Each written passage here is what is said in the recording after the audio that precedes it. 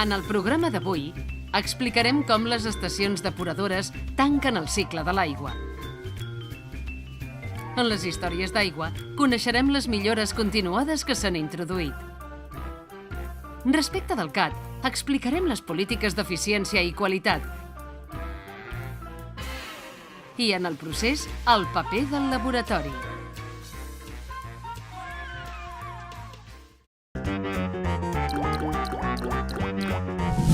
Definició d'aigua.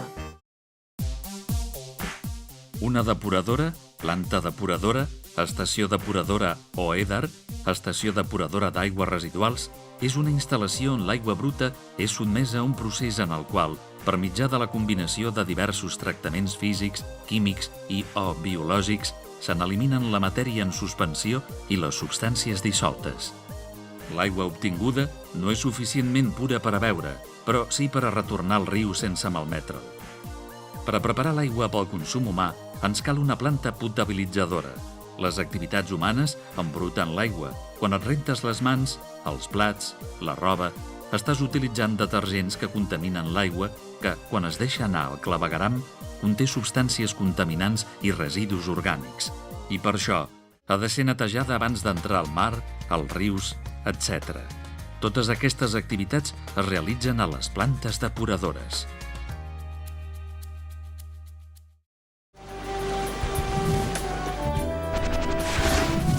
Històries de l'aigua.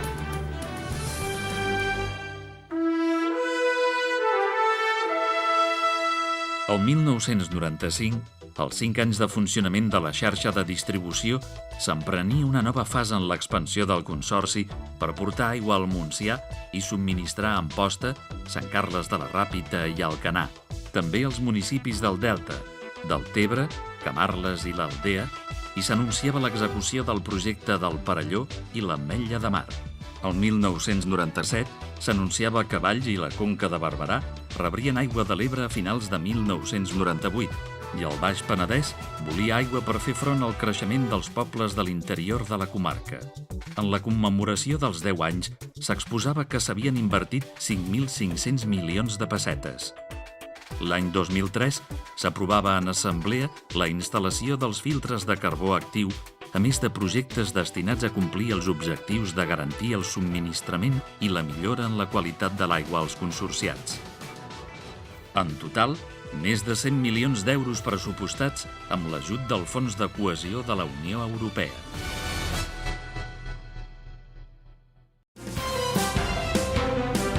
El Consorci d'Aigües de Tarragona.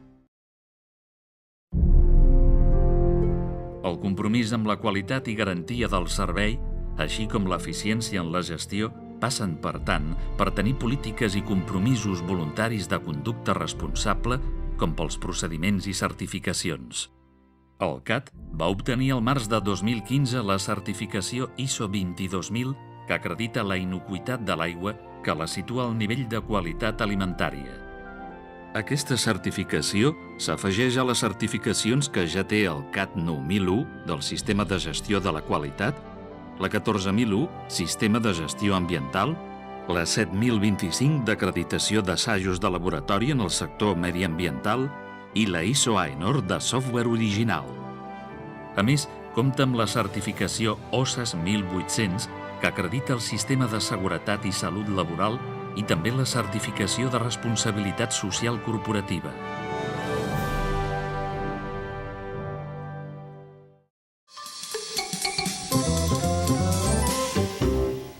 El procés.